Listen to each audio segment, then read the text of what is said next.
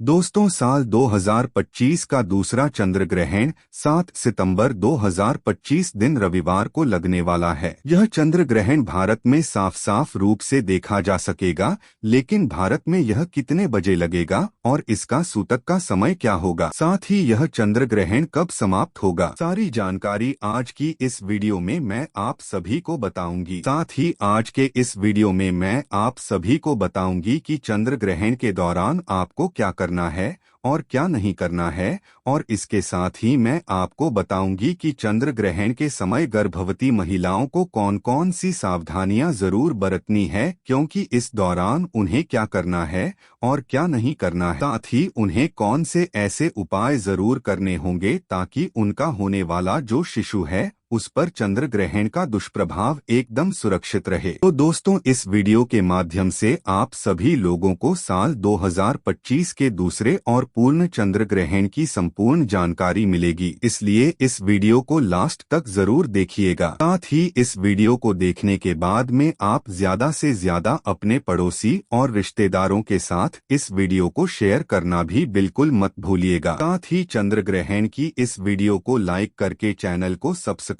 और पास वाला bell icon जरूर प्रेस कीजिएगा, ताकि आने वाली हर एक वीडियो सबसे पहले आपको संपूर्ण जानकारी के रूप में मिल सके। तो दोस्तों, साल 2025 में कुल 4 ग्रहण हैं, जिनमें से 2 सूर्य ग्रहण और 2 चंद्र ग्रहण हैं। और इस साल 2025 में जो पहला चंद्र ग्रहण था वो 14 मार्च 2025 को लग चुका है, और अब साल 2025 का यह दूसरा चंद्र ग्रहण 7 सितंबर 2025 दिन रविवार को लगने जा रहा है। आपको बता दें कि ज्योतिष शास्त्र में चंद्र ग्रहण को अशुभ घटना के रूप में देखा जाता है, क्योंकि चंद्र ग्रहण के दौरान चंद्रमा पीड़ित अवस्था में होते हैं और अशुभ फल देते हैं, क्योंकि इस समय चंद्रमा की जो शक्ति है वो बिल्कुल ही क्षीण होती है। इस दौरान कई ऐसे कार्य हैं जिनको करना बिल्कुल ही वर्जित होता है। खास तौर पर जो शुभ कार्य हैं उन्हें चंद्र ग्रहण के समय नहीं करना चाहिए। आपको बता दें कि चंद्र ग्रहण एक खगोलीय घटना है। जब पृथ्वी, सूर्य और चंद्रमा के बीच में आती है तब इसे ही चंद्र ग्रहण कहा जाता है। आपको बता दें कि साल 2025 में 7 सितंबर को लगने वाला यह चंद्र ग्रहण एक पूर्ण चंद्र ग्रहण होगा। इसमें पृथ्वी चंद्रमा को पूरी तरीके से ढक लेगी, और 7 सितंबर का लगने वाला यह चंद्र ग्रहण भाद्रपद मास के शुक्ल पक्ष की पूर्णिमा तिथि को लगेगा। और चलिए अब जान लेते हैं कि 7 सितंबर को लगने वाला यह चंद्र ग्रहण कहाँ पर दिखाई देगा। तो यह चंद्र ग्रहण भारत के हर शहर से साफ साफ देखा जा सकेगा, और भारत के साथ साथ यह चंद्र ग्रहण संपूर्ण एशिया, ऑस्ट्रेलिया, यूरोप, न्यूजीलैंड, पश्चिम और उत्तरी अमेरिका, दक्षिणी अमेरिका और अफ्रीका के पूर्वी क्षेत्रों में दिखाई देगा। और अब बात कर लेते हैं इस चंद्र ग्रहण के समय की। तो दोस्तों, भारतीय समय के अनुसार इस चंद्र ग्रहण की शुरुआत 7 सितंबर 2025 की रात 9:58 पर हो जाएगी,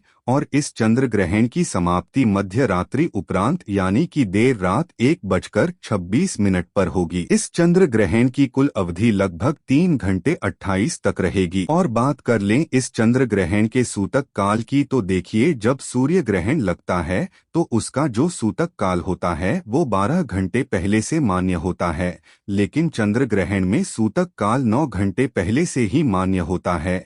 और क्योंकि यह चंद्र ग्रहण भारत में दिख रहा है, इसलिए भारत में भी इस चंद्र ग्रहण का सूतक काल बिल्कुल ही मान्य होगा। इस बात का आप थोड़ा सा ध्यान रखिएगा। बात कर ले सूतक काल के समय की, तो आपको बता दूं कि इस चंद्र ग्रहण का सूतक काल की शुरुआत 7 सितंबर 2025 की दोपहर 12:19 पर हो जाएगा, और सूतक काल की समाप्ति ग्रहण के साथ ही 7 सितंबर 2025 की मध्य रात्रि उपरांत यानी कि देर रात 1:26 पर होगी। इसलिए दोस्तों, इस बात का खास रूप से ध्यान रखिएगा कि भारत में सूतक काल और ग्रहण के सारे नियम मान्य होंगे। भारत में रहने वाले लोगों को इस चंद्र ग्रहण के समय विशेष रूप से सावधानी बरतनी होगी। खासकर गर्भवती महिलाओं को इस समय विशेष सावधानी बरतने की आवश्यकता होती है, क्योंकि ग्रहण का सीधा प्रभाव गर्भ में पल रहे शिशु पर पड़ता है। इसलिए चंद्र ग्रहण के समय गर्भवती महिलाओं को चांद की रोशनी में नहीं जाना चाहिए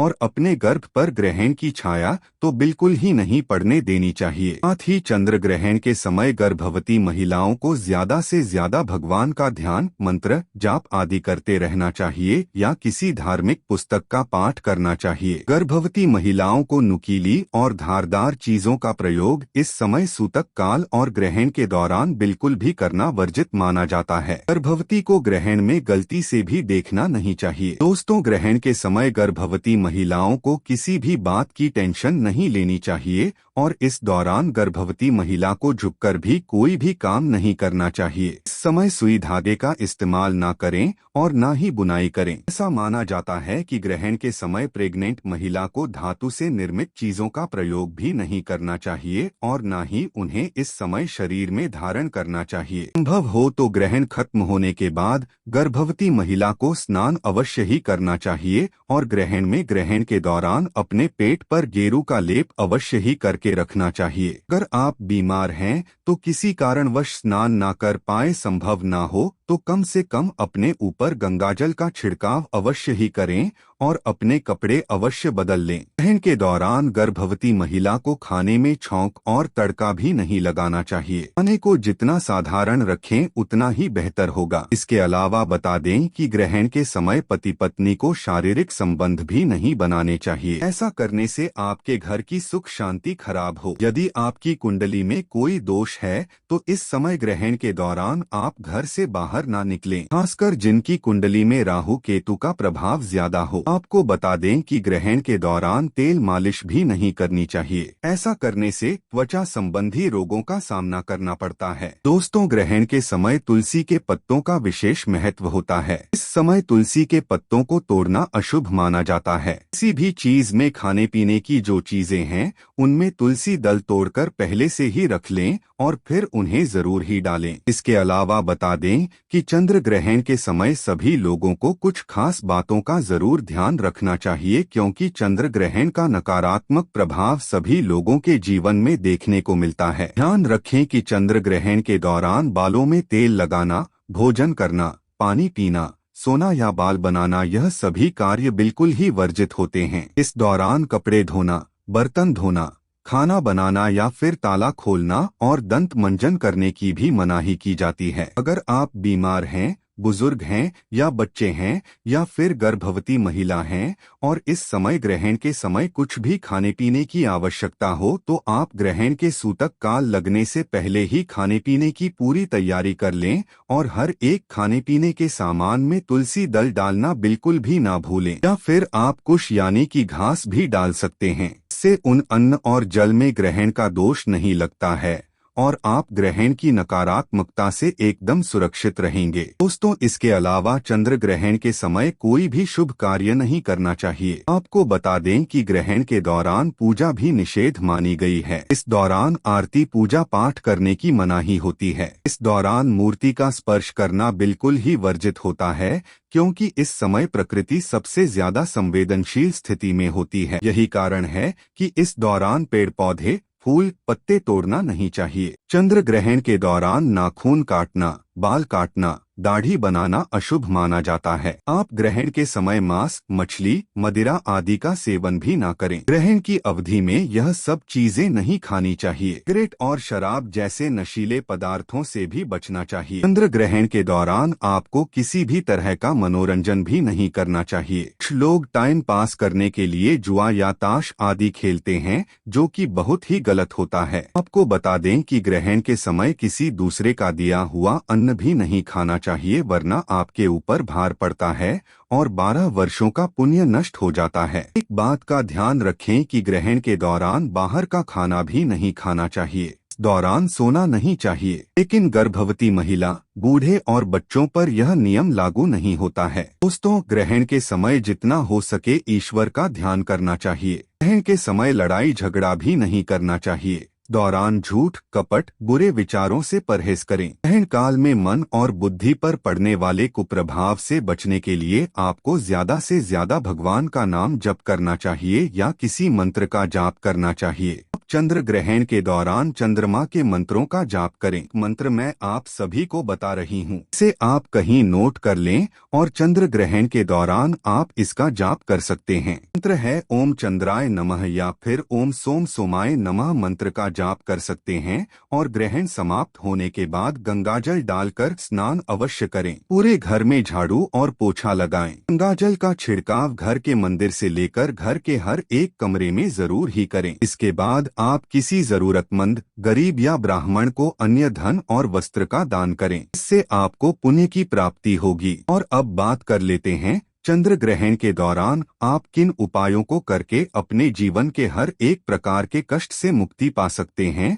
और अपनी मनवांछित इच्छाओं को पूर्ण। देखिए, इस दौरान प्रकृति बहुत ही संवेदनशील होती है। इस दौरान किया गया कोई भी उपाय कभी विफल नहीं जाता है। तो इस समय आप धन लाभ के लिए ग्रहण के समय श्री सूक्त का पाठ करें। इससे धन के कई तरीके से लाभ होते हैं और पैसे रुपए से जुड़े हुए जितने भी ब्लॉकेज आपके जीवन में आपकी कुंडली में लगे हुए हैं वह अपने आप ही खुल जाते हैं। सुख समृद्धि के लिए ग्रहण के समाप्त होने के बाद गाय माता को गुड़ और रोटी अवश्य ही खिलाएं। इससे घर में सुख समृद्धि की प्राप्ति होती है। नजर दोष से मुक्ति पाने के लिए ग्रहण के बाद काले तिल और सरसों के तेल का दीपक पीपल वृक्ष के नीचे जरूर जलाएं। इससे नजर दोष की समस्या से आपको मुक्ति मिलती है। चंद्रमा के दोष, कुंडली में मांगलिक दोष हो या फिर चंद्र दोष हो तो इसके निवारण हेतु ग्रहण के समय चंद्र मंत्र का जाप करें और चांदी के बर्तन में दूध भरकर शिवलिंग पर अर्पित कीजिए। इससे चंद्र दोष बिल्कुल ही समाप्त हो जाएगा। स्वास्थ्य लाभ हेतु अगर घर परिवार में कोई बहुत ज्यादा बीमार रहता है तो ग्रहण समाप्त होने के बाद स्नान कर गंगाजल छिड़के और भगवान विष्णु का ध्यान करें। नौकरी और व्यापार में वृद्धि के लिए या सरकारी नौकरी की प्राप्ति के लिए या फिर कोई दूसरी नौकरी में अगर प्रमोशन चाहिए, अगर आप तरक्की करना चाहते हैं तो ऐसे में चंद्र ग्रहण की समाप्ति के बाद तुलसी माता के पास में आप एक शुद्ध घी का दीपक जलाएं और साथ ही में वहीं पर अक्षत और रोली जरूर ही रख दें। इससे आपके नौकरी और व्यापार में जो भी दुविधाएं आ रही है, विपत्ति आ रही है, वह बिल्कुल ही दूर हो जाएगी। तो यह थी चंद्र ग्रहण से जुड़ी हुई संपूर्ण जानकारी। अगर आपके मन में किसी भी प्रकार का कोई प्रश्न है तो आप मुझे कमेंट सेक्शन में जरूर पूछिएगा। साथ ही इस वीडियो को लाइक करके चैनल को सब्सक्राइब करने के साथ साथ ही आपको कमेंट सेक्शन में ओम चंद्राय नमः, ओम नमः शिवाय जरूर ही लिखना है। इससे आपके जीवन में पड़ने वाले जितने भी चंद्रमा से जुड़े हुए दोष हैं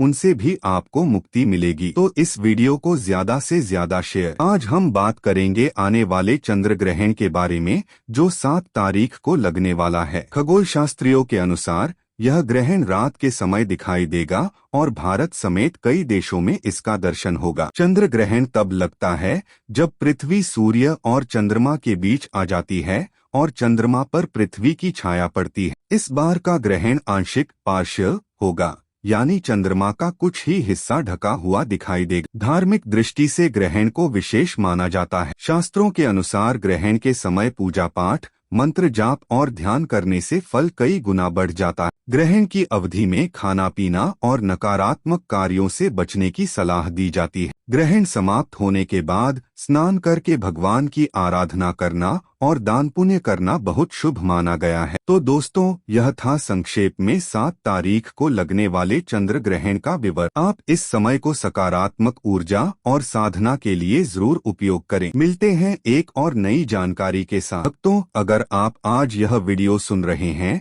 तो समझ लीजिए कि यह भी एक संयोग नहीं बल्कि भगवान की प्रेरणा है। शायद वे आपको याद दिलाना चाहते हैं कि आपका हर अच्छा कर्म आपके लिए पुण्य का कारण बनेगा और किसी और की जिंदगी में रोशनी लेकर आएगा। और हाँ, अगर आप मेरे YouTube चैनल अध्याय मौर्य पर नए हैं तो चैनल को सब्सक्राइब करना और वीडियो को लाइक व शेयर करना न भूलें।